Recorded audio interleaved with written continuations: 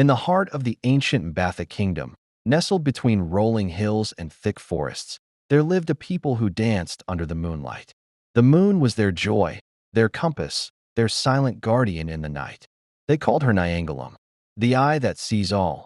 Every full moon, villagers gathered in the wide clearing of the great baobab tree to sing, drum, and tell stories that rose like smoke to the sky.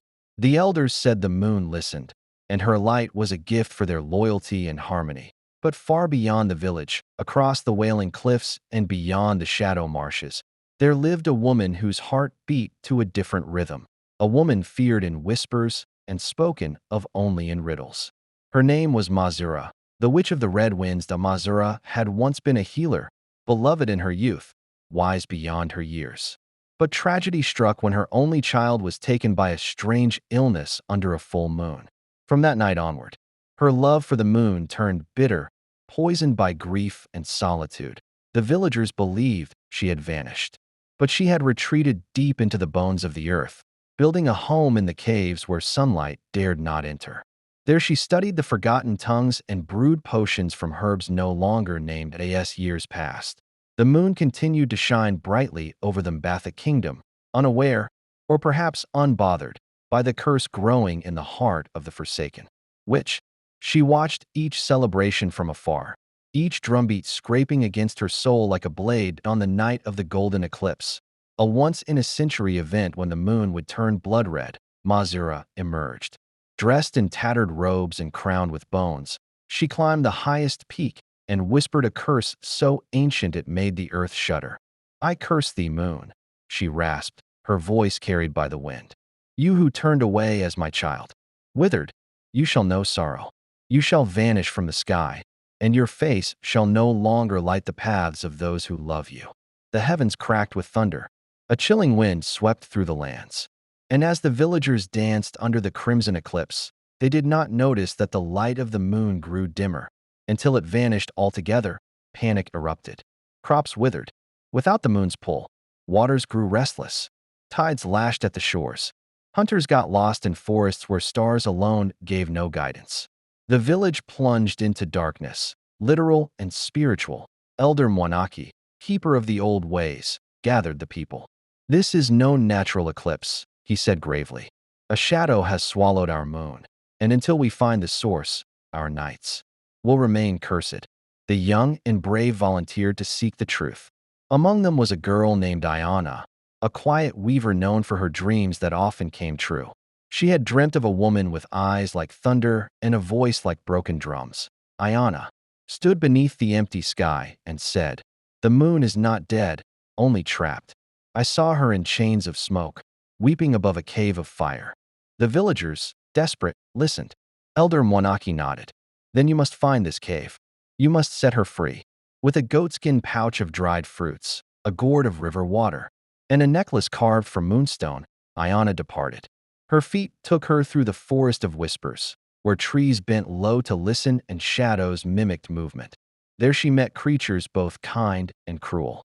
A three-legged gazelle warned her of a fork in the path where lies were the faces of friends. A talking owl offered her a single feather, whispering, "It will burn only in truth." At the edge of the forest stood a waterfall flowing upward. Behind it, hidden from mortal eyes, lay the entrance to the shadow marshes. Ayana stepped through the water wall, feeling her body tremble as if crossing into another realm. In the marsh, time wavered. One moment the sun hovered, the next it disappeared. The air buzzed with whispers. Spirits of the forgotten watched her.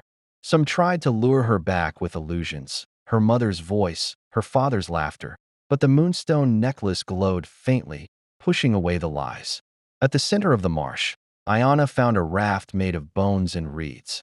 It drifted toward her without oars, inviting her to step aboard. The raft carried her silently across black waters until it reached the wailing cliffs. There, the wind screamed like grieving widows, and even the rocks seemed to weep. At the summit stood a stone gate etched with symbols that pulsed in crimson. Ayana placed the owl feather in the center of the symbols. The gate hissed open, revealing a stairway spiraling down into darkness. The air grew colder with each step, and the walls glowed faintly with the echoes of lost memories. At the end of the stairs, Ayana entered a chamber where fireflies of black flame floated.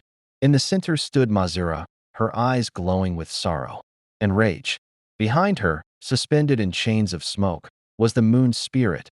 Pale and weeping, Zira turned slowly.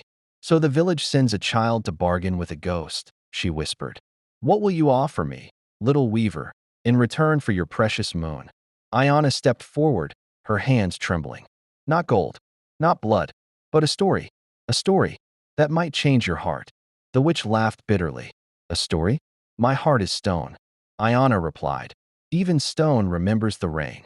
Zira paused. Her eyes narrowed. "Speak then, but if your words fail to move me, I shall turn your soul into a shadow to keep the moon company forever." Ayana knelt and began. She told the tale of a village that once mourned a child taken by illness under the full moon.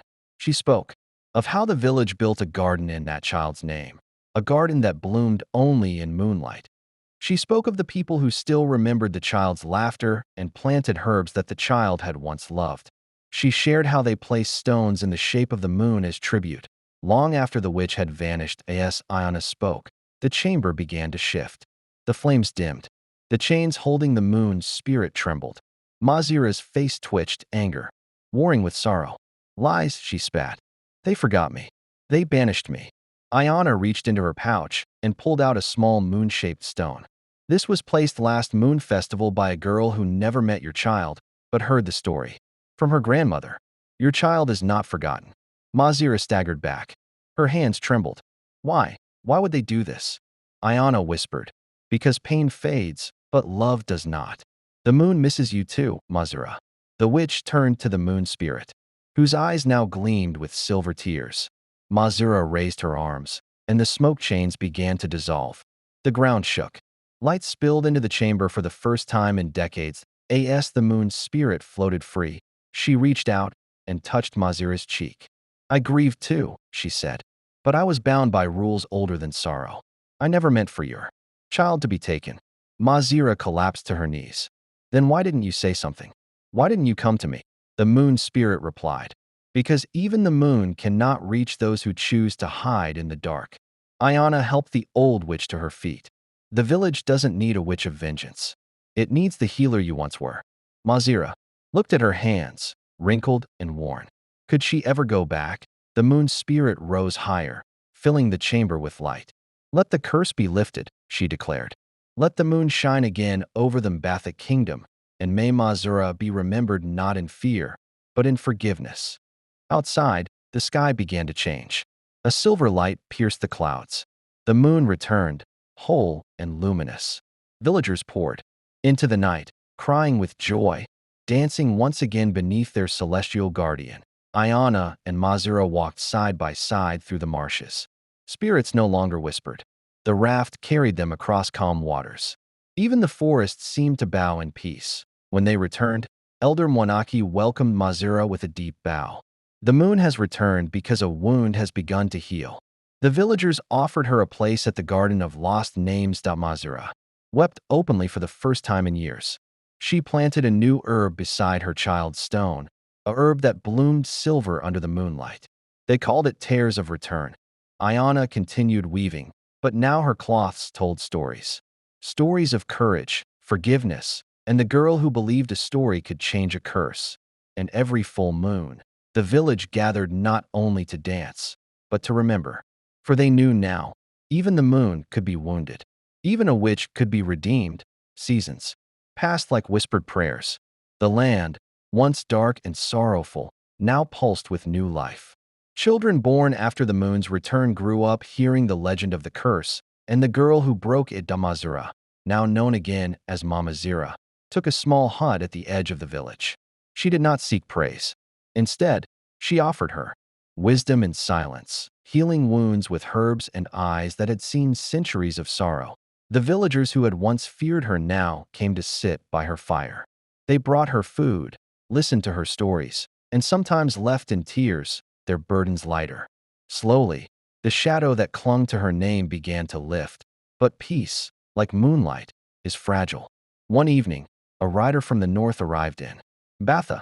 His cloak was dark as raven's wings, and his horse left no tracks. He asked only one question. Where is the woman who silenced the moon? Ayana, who was now the youngest member of the village council, felt a chill in her bones. She met the rider and asked, "Why do you seek her?" He replied, "Because the moon was not yours to free. Her chains were bound by oath." Ayana remembered her dream that night. The moon, now shining bright, being dragged into a pit by shadowed hands. She saw Mama Zira weeping, and the light fading once more. She awoke in sweat, and she knew something was coming. Mama Zira, too, had felt it. She told Ayana, "Not eh?